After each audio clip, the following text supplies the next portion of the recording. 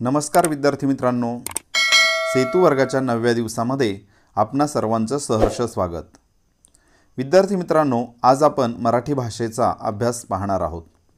आजचं क्षेत्र आहे भाषाभ्यास, व्याकरण, कौशल्य आहे वाचन लेखन आणि आजचा संबोध आहे शब्दांच्या जाती, सर्वनामांचे प्रकार, भाग 1, पुरुषवाचक सर्वनाम। विद्यार्थी मित्रांनो, आज आत्ता वाचलेलं हे चौकटीतलं आपणा सर्वांच्या लक्षात आलंच असेल की आज आपण वाचन लेखन कौशल्य संदर्भाने आपला अभ्यास पाहणार आहोत आणि त्यातला जो आपला संबोध समजून घ्यायचा आहे तो म्हणजे शब्दांच्या जाती। आपल्याला माहित आहे शब्दांच्या एकूण 8 जाती आहेत, त्यापैकी काही शब्दांच्या जातींचा आपण अभ्यास केलेला आहे।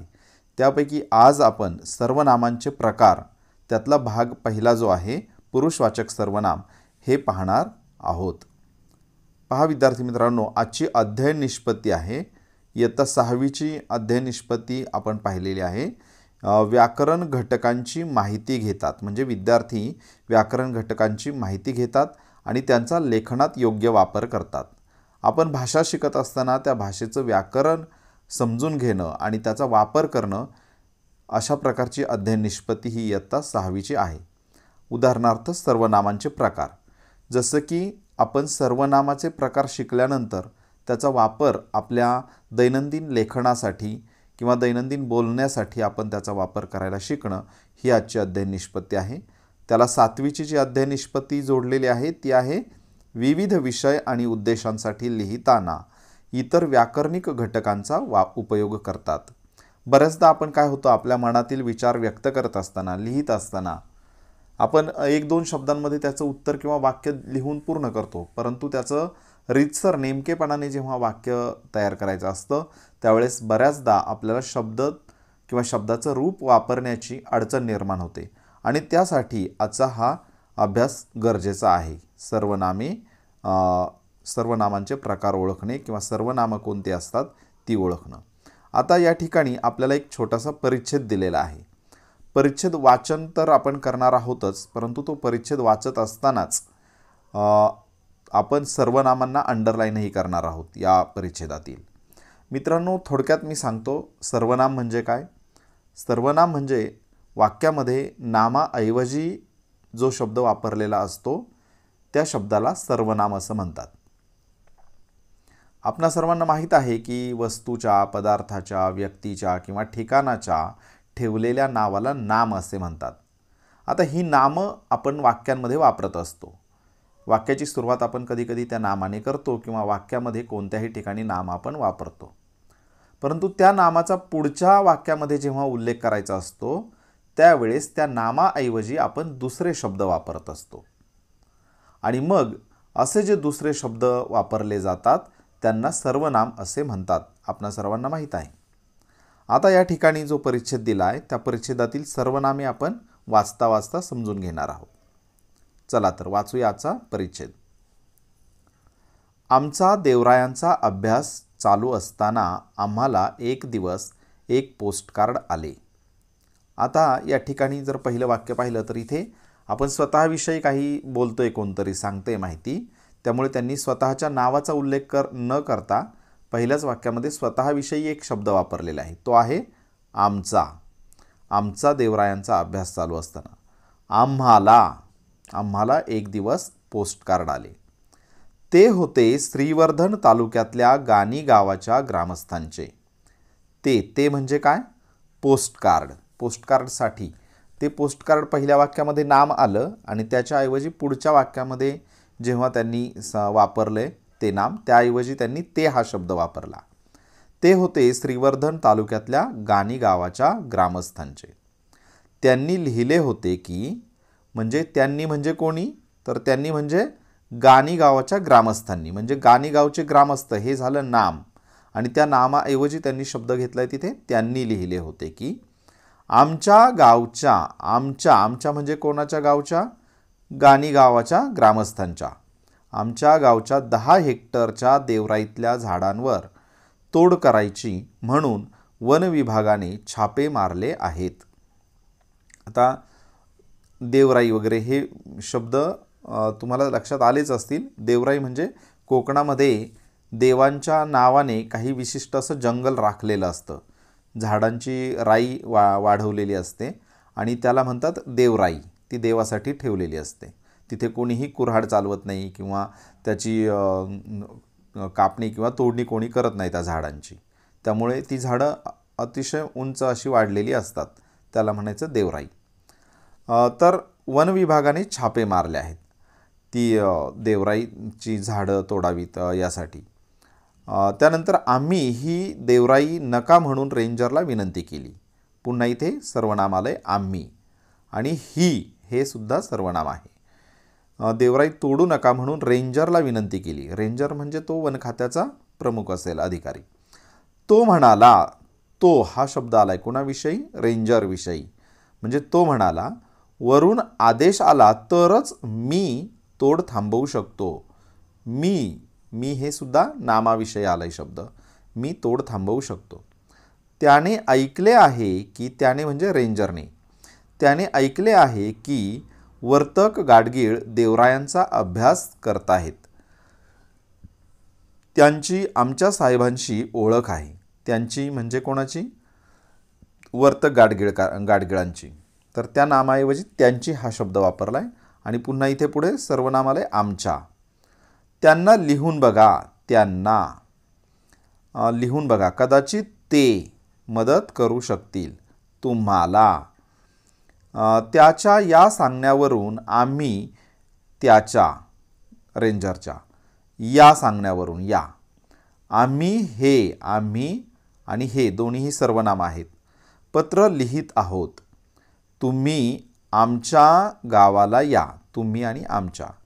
आमची राई बघा. आमची. आणि आम्हाला काही ना काही करून मदत करा. तर अशा प्रकारे आपण हा परिच्छेदही वाचला आहे आणि त्या परिच्छेदातली सर्वनामं आपण ओळखली आहेत. ॲक्च्युली तुम्हाला ही सर्वनामं ओळखायची होती, परंतु मी तुम्हाला मदत केली आहे की ही सर्वनामं आहेत. पुढे काय सांगितलं आहे पहा. तर अशा प्रकारचं ही जी आता आपण अंडरलाईन केलेली सर्वनामं आहेत ती तुम्ही वहीमध्ये सर्व लिहून काढायची आहेत.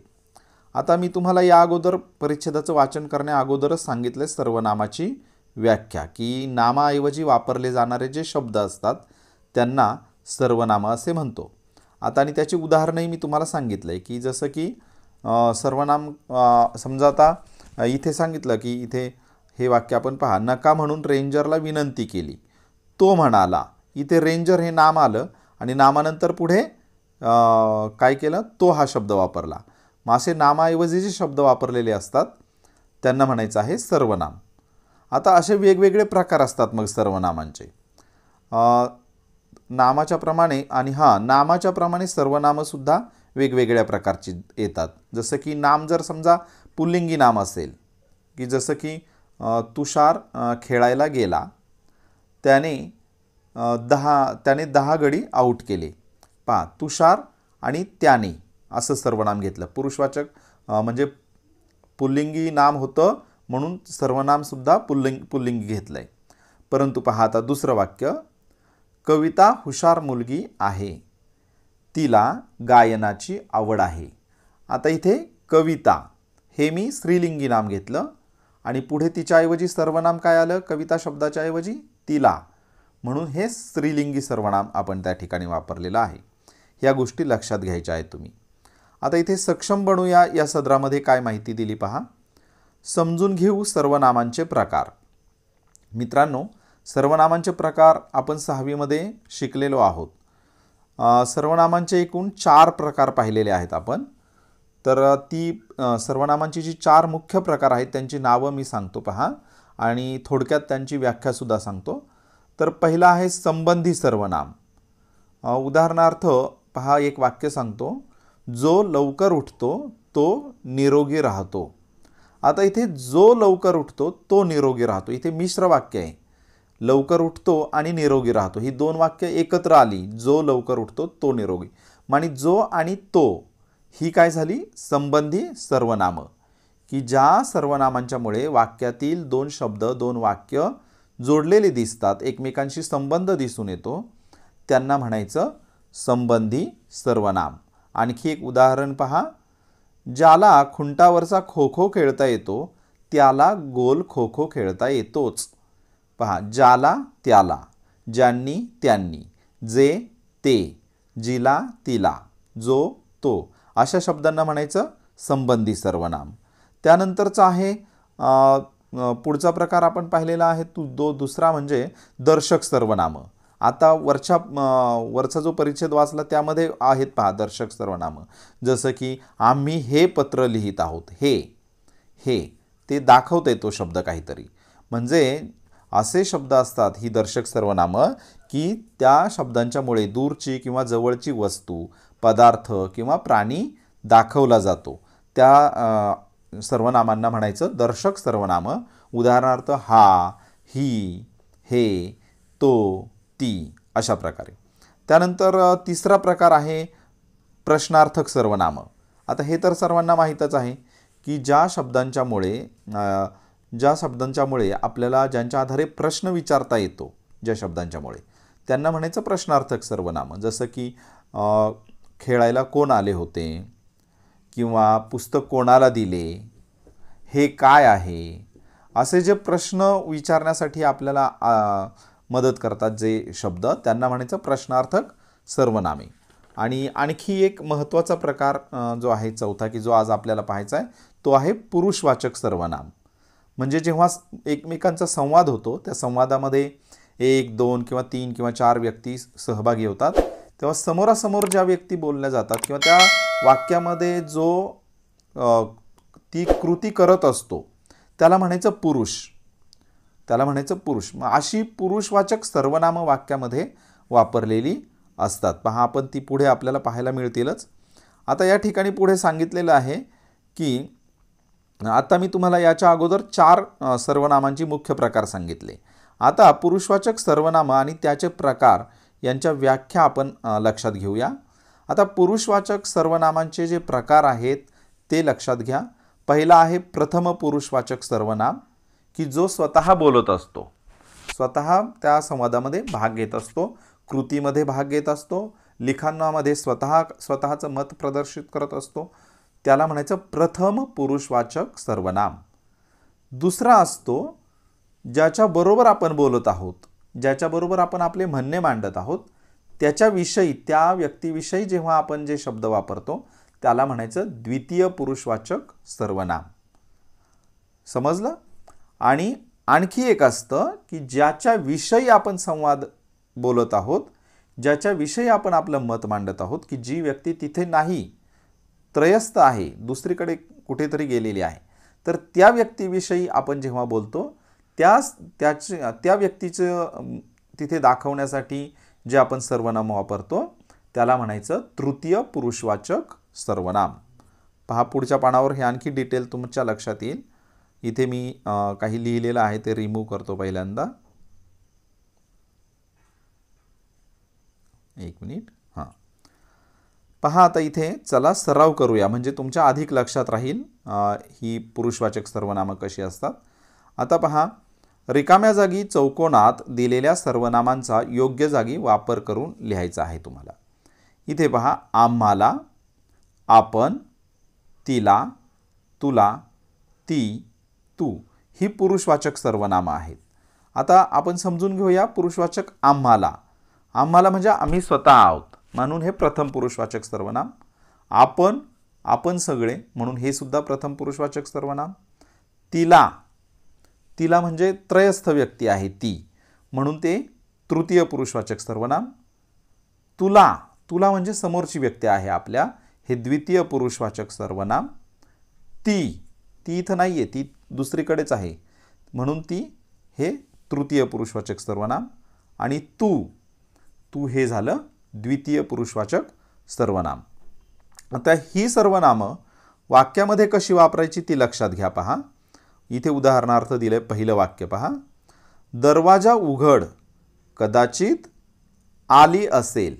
आता इथे लक्षात घ्या क्रियापद आली म्हणल्यावर स्त्रीलिंगी सर्वनाम असणार आहे. इथे दरवाजा उघड, कदाचित ती आली असेल, कदाचित ती आली असेल, ते ती लिहून तुम्ही वाक्य पूर्ण लिहायचं आहे. गाणे गाता येत नाही, इथे वाक्यामध्ये प्रश्न विचारला आहे. मग आता इथे आम्हाला गाणे गाता येत नाही असं येऊ शकतं. आपण विचारू शकतो आम्हाला गाणे गाता येत नाही किंवा आपण गाणे गाता येत नाही, हे चुकीचं होईल. म्हणून आपण लिहायचं नाही, तिथे आम्हाला लिहू शकता. किंवा तिला गाणे गाता येत नाही, हे योग्य आहे. तिला गाणे गाता येत नाही किंवा तुला गाणे गाता येत नाही, हेही योग्य आहे. तिलाही योग्य आहे, तुलाही योग्य आहे. आणि ती आणि तू हे सर्वनामं काही तिथे जमणार नाहीत. पहा, ती गाणे गाता येत नाही असं काही होत नाही आणि तू गाणे गाता येत नाही असंही होत नाही. म्हणून मी आता सांगितली त्याप्रमाणे सर्वनामं तिथं लिहायची आणि ती वाक्य पुन्हा एकदा लिहून काढायची. आता इथे पहा, चला सर्वजण मिळून स्वच्छता करूया. चला काय येईल? आपण. इथे प्रथम पुरुषवाचक सर्वनाम. चला आपण सर्वजण मिळून स्वच्छता करूया, अशा प्रकारे ते वाक्य लिहायचं आहे. आता इथे पहा, आणखी सरावासाठी तुम्हाला इथे संधी आहे. पुरुषवाचक सर्वनामाचा प्रकार ओळखून 3-3 उदाहरणे लिहिण्यास सांगावीत. म्हणजे तुम्ही 3-3 उदाहरणं लिहायची आहेत. स्वतःविषयी बोलताना वापरले जाणारे सर्वनाम, जसं की आता स्वतःविषयी मी, आम्ही, आपण, आम्हाला. आलं लक्षात? ही आहेत प्रथम पुरुषवाचक सर्वनाम. स्वतःविषयी बोलताना जे सर्वनाम वापरलं जातं त्याला म्हणायचं प्रथम पुरुषवाचक सर्वनाम. आता दुसरा आहे ज्याच्याशी बोलतो त्याच्यासाठी वापरले जाणारे सर्वनाम. याचा प्रकार कोणता झाला मग? ज्याच्याशी बोलतो ती व्यक्ती आपल्या समोर आहे, त्याला म्हणायचं द्वितीय पुरुषवाचक सर्वनाम. मग द्वितीयमध्ये तू कधी आला, ते कधी आले, ते नाही यायचं. तू कधी आला, तुम्ही कधी आलात, हे होईल. तू, तुम्ही, तुला. तर ही झाली द्वितीय पुरुषवाचक सर्वनामे. त्यानंतर ज्याच्याविषयी बोलतो त्याच्यासाठी वापरले जाणारे त्याला म्हणायचं तृतीय पुरुषवाचक सर्वनाम. ठीक आहे, त्याला म्हणायचं तृतीय पुरुषवाचक सर्वनाम. जसं की तिला, ती, ते, त्या, त्यांनी अशा शब्दांना म्हणायचं तृतीय पुरुषवाचक सर्वनामे. तर हे तुम्ही लक्षात घ्यायचं आहे आणि त्यांचा तुमच्या लिखाणामध्ये, तुमच्या बोलण्यामध्ये वापर करायचा आहे. पुढचं जे सदर आहे कल्पक होऊया, यामध्ये काय सांगितलंय पहा. शिक्षकांनी विद्यार्थ्यांना खाली दिलेल्या पुरुषवाचक सर्वनामांचा योग्य ठिकाणी वापर करून 8-10 वाक्यांचे संवाद लेखन करण्यास सांगावे.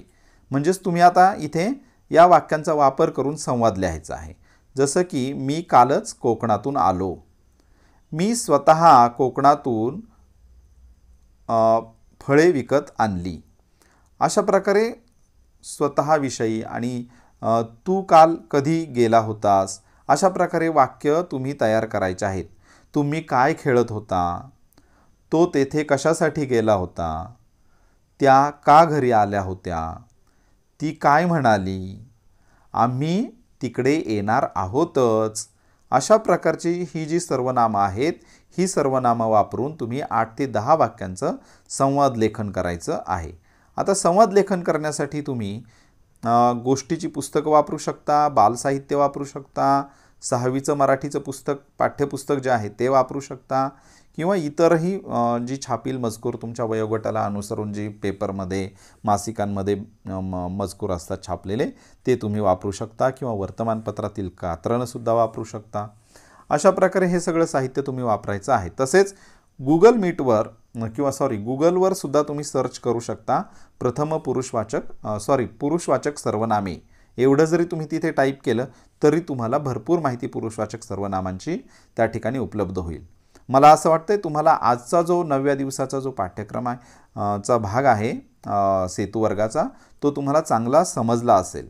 जर तुम्हाला मनामध्ये काही शंका असतील, काही अडचणी असतील तर कमेंट बॉक्समध्ये लिहून मला त्या जरूर कळवा. ठीक आहे, आजचा भाग आपण इथे संपवूया. सर्वांनी लक्ष देऊन आजच्या पाठाचं श्रवण केलं त्याबद्दल सर्वांना मनपूर्वक धन्यवाद. बाय.